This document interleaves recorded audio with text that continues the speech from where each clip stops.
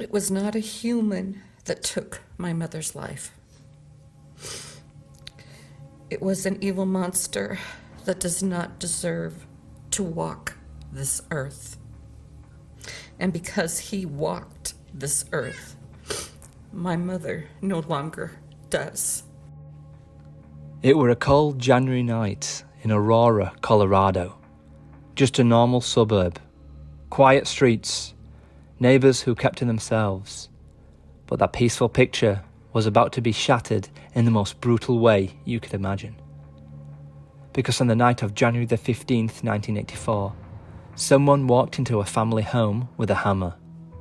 And what happened next is something that haunted a whole community for nearly 40 years. The Bennett family were just starting their life together. Bruce, the dad, 27 years old. Deborah, the mum, only 26. They had two little girls, Melissa, who was about to turn 8, and her baby sister, Vanessa, just 3 years old. They'd only just moved into that house on Center Drive a few months earlier. Fresh carpets, new furniture. Christmas had just been and gone. Things were looking good. Bruce worked at a family-owned furniture store. Bit of a grafter. Deborah stayed at home, looking after the girls. On the night before it all happened, Melissa's gran, Connie, came round to give her an early birthday present. A little chawed organ from a thrift shop. Melissa was over the moon with it. She sat there, trying to learn a tune. Connie watched, smiled, and promised to come tomorrow to give her more lessons. It was just a normal Sunday evening. No one could have guessed what were coming. The next morning, January the 16th, Connie came back like she said she would. But what she found, it wasn't right. The house was too quiet, the front door unlocked. Her son Bruce was dead, beaten to death. His wife Deborah too, and their little girl, Melissa. All murdered in their own home. Only little Vanessa had survived, just 3 years old. And even she had been brutally attacked and left for dead. The police were called in straight away, and from that moment, a nightmare began. Not just for the Bennetts, but for the whole city of Aurora. The scene inside the house was something out of a horror film. Bruce had clearly put up a fight. His body was found downstairs. It looked like he might have got up in the night. Maybe he heard a noise and came face to face with an intruder. Deborah was attacked in bed. She either fell or was pushed to the floor, and she died there. Both of them were bludgeoned with a claw hammer, but it didn't stop there. The attacker also used a knife. And Melissa, it's horrible to even say, she was SA'd before she was killed. Little Vanessa had massive injuries to her face and head. She was rushed to hospital in a coma. Amazingly, she survived, but she'd never be the same again. Police had never seen anything like it. It wasn't just a burglary gone wrong. It was pure rage, evil. And what made it worse, it weren't the only attack. Over a 12-day stretch in January 1984, several homes around the area were broken into. Always late at night, always brutal. A woman attacked in her garage, a couple beaten with a hammer in their own bed. Another woman, Patricia Smith, murdered just 6 days before the Bennetts were killed. Same pattern, same style, and the killer still out there somewhere. But back in 1984, there were no arrests, no real suspects, just boot prints, a few fibres, no concrete evidence or clues whatsoever. The police interviewed dozens of people, interrogated even more, but absolutely nothing came up. And because he evaded the police and suspicion for so long, he carried on like naught had ever happened. But eventually, his past would catch up with him, thanks to a bit of DNA, a bit of luck, and a law that finally tipped the scales. At the time of the Bennett murders, Alex Christopher Ewing was 23 years old. Bit of a drifter, no job, no roots, just floating around between states. But in July 1984, just 6 months after the Bennett family were killed, Ewing ended up in a Nevada jail. Why? Because he'd battered a couple with an axe handle while breaking into their home near Henderson. The woman and her husband were both nearly killed. And even though the attack was brutal, Ewing wasn't locked away for life. He was just awaiting trial, being transported between states when he did a runner. He escaped and went back into hiding. But eventually they caught him. And back in Colorado, the Bennett case went cold.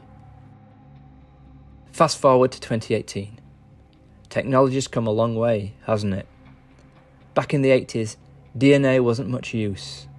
But now, it's the backbone of criminal investigations. Literally thousands of cases have been solved using DNA. In Colorado, old cold cases were being re-examined with new DNA tools. And guess what?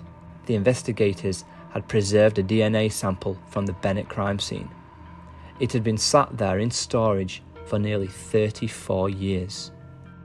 So they ran it through the national database, and bang, match found. Alex Ewing.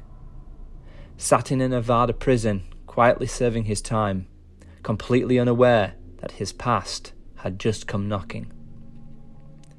That tiny DNA sample placed him right there at the heart of the Bennett murders, right there in their family's home on the night that they died. Now, getting someone from Nevada to Colorado isn't as easy as you think, and he kicked up a right fuss. He didn't want to face trial in Colorado. He probably knew what exactly was waiting for him there. It took 2 years of legal wrangling before they finally got him on a plane and flew him to stand trial for the murders of Bruce, Deborah, and Melissa Bennett. And new tonight at 5, a man who killed 3 members of an Aurora family will die in prison. A judge sentencing Alex Ewing to 3 life sentences today. Jurors had found him guilty in the gruesome hammer deaths of Bruce and Deborah Bennett in their Aurora home in 1984. Their 7-year-old daughter, Melissa, was also killed. A younger sister survived. In 2021, nearly 40 years after the murders, Alex, the worm who he is, finally sat in the courtroom in Sentinel, Colorado. Shackled up, dressed in jail scrubs, facing 6 counts of murder. Vanessa Bennett, now 41 years old, took to the stand. You can't imagine what she must have felt like. She'd been just nearly 3 when her whole family were ripped from her. She told the court how the attack didn't just steal her family, it stole her whole future. The desperation, the depression, the anger, the addiction, she said. After 2 days of jury deliberation, the verdict came back. Guilty on all counts. The judge didn't hold back either. He said he'd seen all sorts of things in his 25 years of service, but nothing as evil as to what Ewing had done. He called it an unspeakable orgy of violence. And the sentence, 3 life sentences, back to back. No chance of getting out. The judge told him straight, "I will do everything in my power to make sure you never draw a free breath ever again." Hats off to the judge, in my opinion. Just 5 days before the Bennett family were murdered in Aurora, another woman was killed in a town not too far away, Lakewood, Colorado. Her name was Patricia Louise Smith, 50 years old. She lived alone. On January the 10th, 1984, she was found beaten to death in her own home. Just like Melissa Bennett, Patricia had been SA'd. And just like Bruce and Deborah, she had been bludgeoned with a blunt object. And just like the Bennett house, there were no signs of forced entry. Looked like the killer had come through the garage door. Sound familiar? At the time, no one made the link. Police thought the 2 crimes were separate. But years later, When DNA was tested, guess whose profile turned up? Alex bloody Ewing. Same bloke, same MO, same violence. He was later found guilty, and another life sentence was added on top of the others. And believe it or not, it gets even worse. Around the same time in early '84, there were several other break-ins across Colorado, from Aurora to Lakewood to the west side of Denver. In each one, the attacker would sneak in through open garage doors, creep into bedrooms, and then beat his victims, usually with blunt objects, sometimes an axe, a handle, or even a hammer. Families were ripped apart, and in all of these cases, the attacker vanished before the police arrived. Sounded like the same person, but the problem was that there was no DNA testing, and by the time the technology existed, the state of limitations had run out on many of those crimes, meaning even if they knew it was Ewing, they couldn't charge him. It's a legal loophole. Frustrating, innit? Especially for survivors who'd waited years for justice, only to be told it's too late. For the folks in Aurora, this case never really went away. It haunted parents. It changed how people locked their doors, how they looked at strangers, and how they slept at night. And even now, over 40-odd years on, the pain still lingers. Alex Ewing thought he got away with it, but with time, science, and the grit of a few good people, they finally brought him down. Rest in peace, Bruce, Deborah, and Melissa, and love and strength to Vanessa, the little girl who lived, and the woman who never stopped fighting. If you found this story powerful, do us a favour, hit the like button, drop a comment, and share it with someone. And if you want more real stories, raw and told straight, subscribe to my channel. Till next time, look after yourself and look out for each other. Cheers.